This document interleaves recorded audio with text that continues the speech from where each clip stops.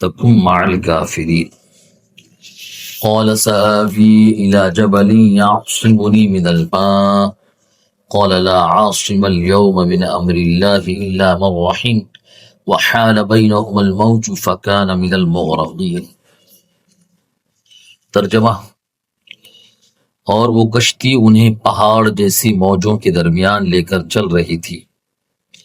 اور نوح نے اپنے بیٹے کو پکارا، اور وہ اس کشتی سے باہر ایک کنارے پر تھا۔ اے میرے بیٹے، تو ہمارے ساتھ سوار ہو جا اور کافروں کے ساتھ نہ ہو۔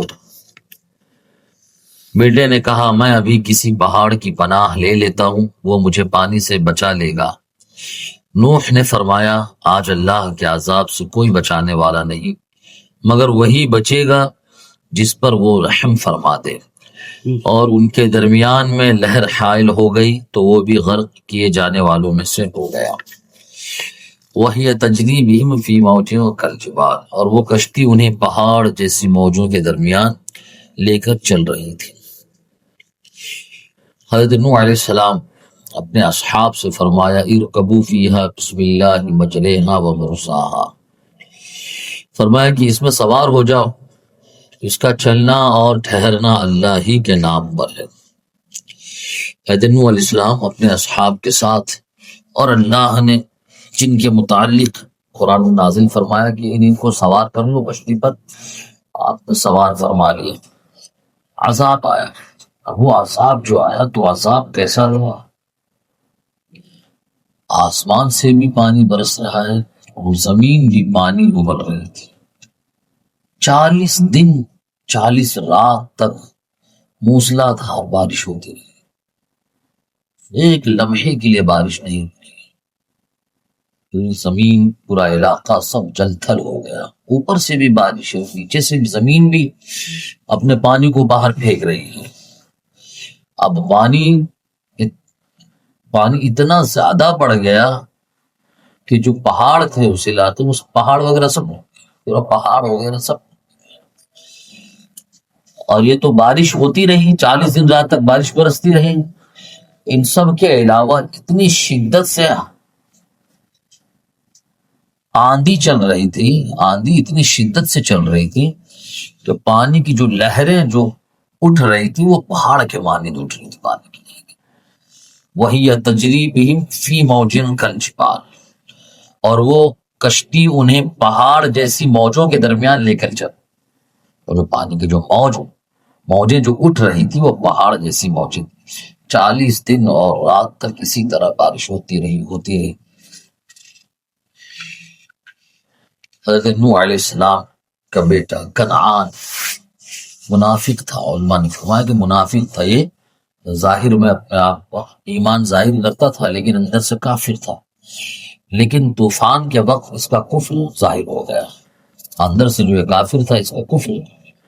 ظاہر ہو گیا۔ تو نوح علیہ السلام نے اپنے بیٹے کو آواز دی، وَنَادَى نُوحٌ ابْنَهُ، اور نوح نے اپنے بیٹے کو آواز دی، وَكَانَ فِي مَعْصِمٍ، اور وہ کشتی سے باہر ایک کنارے پر تھا۔ نوح علیہ السلام نے بیٹے کو بلایا، بیٹا آؤ کشتی میں سوار ہو جاؤ۔ بیٹا نے کہا یا ابو، نوح علیہ السلام نے فرمایا یا بنی ارکب معنا ولا تکن مع الکافرین، اے میرے پیارے بیٹے آ جاؤ، سوار ہو جاؤ ہمارے ساتھ، اور کافروں کے ساتھ نہ رہو، ڈوبنے والوں کے ساتھ نہ رہو، آؤ کشتی والوں کے ساتھ ہو جاؤ، کشتی پر سوار ہو جاؤ۔ اب یہ وہ وقت تھا جب اس کا کفر جو تھا وہ ظاہر ہو گیا، اور اس نے کشتی پر سوار ہونے سے منع کر دیا، کیونکہ کشتی پر سوار ہونا یہ اس بات کی دلیل تھی کہ وہی لوگ کشتی پر سوار تھے جو حضرت نوح علیہ السلام پر ایمان لائے تھے، جو مومن تھے، جو اللہ کی قدرت کو، اس کی وحدانیت کو تسلیم کر رہے تھے۔ بیٹے نے انکار کر دیا، قال ساوی الی جبل یعصمنی من الماء، بیٹے نے کیا جواب دیا؟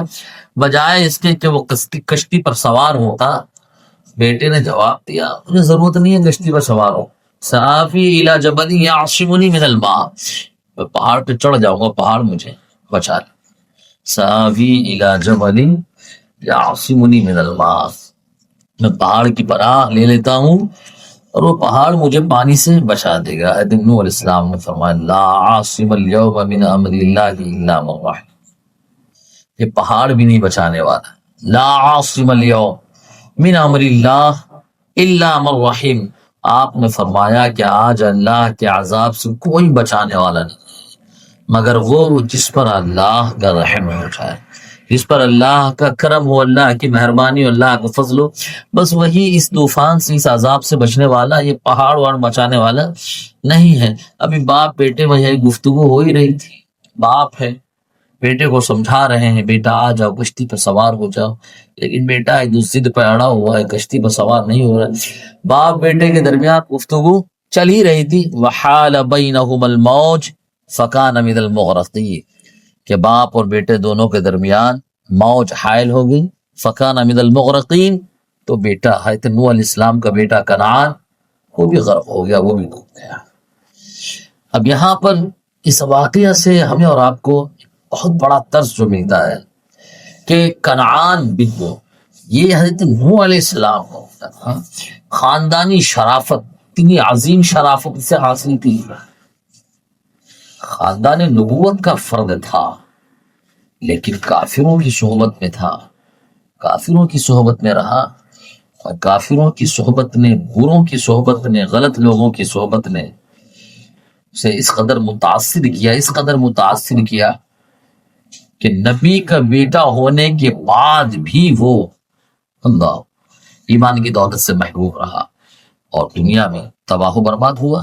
ایک عذاب تو دنیا میں جو طوفان آیا، اور ایک جو ہمیشہ کا جو عذاب آخرت میں ہے سو کے لیے۔ تو یہ صحبت، حضرت شیخ سعدی شیرازی نے فارسی کا ایک شعر اسی واقعہ کی منظر کشی کرتے ہوئے فرمایا ہے، پسر نوح بابدا نشست خاندان نبوتش گمش، کہ نوح علیہ السلام کا بیٹا بروں کی صحبت میں رہا، غلط لوگوں کے ساتھ اٹھا بیٹھا، خاندانی نبوتش گمشد، جو اسے خاندانی شرافت حاصل تھی کہ ایک نبی کا بیٹا تھا، وہ خاندانی شرافت سے ہاتھ دھو بیٹھا۔ سگے اصحاب کہف روزے چند، لیکن اصحاب کہف کا جو کتا ہے، اللہ والوں کی صحبت اختیار کیا تھا اس کتے نے۔ سگے اصحاب کہف روزے چند، پے نیکا گرفت مردوش، لیکن اصحاب کہف کا کتا، اس نے چند دن اللہ والوں کی صحبت کیا اختیار کی، وہ انسان ہو گیا۔ اب انسان کیسے ہو گیا کہ کل اسی کنعان بن نوح کی جگہ کل جنت میں وہ داخل کیا جائے گا انسانی شکل۔ تو یہاں سے سمجھ میں آتی ہے کہ اولاد کی تربیت اور اولاد کی دیکھ ریکھ کس قدر ضروری ہے، کہ جب ایک نبی کا بیٹا بھی غلط صحبت سے محفوظ و معمول نہیں رہ سکا اس کے اثر سے، تو ہم اور شما کی کیا ہے۔ ایک ہندی کی ایک کہاوت ہے، کہ بچے کو کچھ دو یا نہ دو، لیکن حسن تربیت دو، اچھی تربیت دو،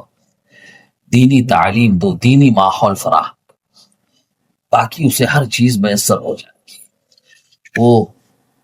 کہاوت ہندی کی کہ پوت کپوت تو کیوں دھن سنچے، اور پوت سپوت تو کیوں دھن سنچے۔ دھن سنچے کا مطلب ہوتا ہے مال و دولت جمع کرنا، پوت یعنی اولاد، پوت کا پوت تو کیوں دھن سنچے، کہ اگر اولاد بد کردار ہو، اولاد بد اخلاق ہو اور فرما بردار نہ ہو، تو پھر ایسے اولاد کے لیے دھن جمع کرنے سے کیا فائدہ، وہ تمہارے دھن کو، تمہاری جمع پونجی کو برباد کر کے رکھ دے گا، تمہاری پوری زندگی کی محنت کو برباد کر دے گا، بیکار کر دے گا۔ اب پوت سپوت تو کیوں دھن سنچے، کہ اگر فرما بردار ہو، نیک ہو، اچھا ہو، تو اب بھی دولت جمع کرنے کی بالکل ضرورت ہے، کہ اگر وہ اچھا ہو گیا تو سب سے بڑی دولت اسے مل گئی۔ اگر وہ ماں باپ کا فرما بردار ہے، اچھا ہے، اس کے اندر انسانیت ہے، تو پھر اس سے بڑی دولت اور کیا ہو سکتی ہے۔ تو یقیناً بہت بڑی ضرورت ہے اس بات کی کہ خصوصاً اولاد کی تربیت پر نظر رکھے، کھلائے پلائے اور ہر طرح کی چیز برتنے کو دے، لیکن ان سب سے زیادہ ضروری ہے یہ ہے کہ اولاد کی تربیت، اچھی تربیت ہو۔ اسلامی ماحول میں کیسوں کی صحبت وہ اختیار کر رہا ہے، کس کے ساتھ اس کا اٹھنا بیٹھنا ہے، یہ بہت بڑی ذمہ داری ہے۔ بات ہے اللہ رب العزت کی بارگاہ میں دعا ہے مولا عز و جل سبوں کو عمل صالح کی توفیق و رحمت فرمائے. وصلی اللہ تعالی علی خیر خلق و نبی عرش محمد و آلہ و صحبہ اجمعین برحمتک یا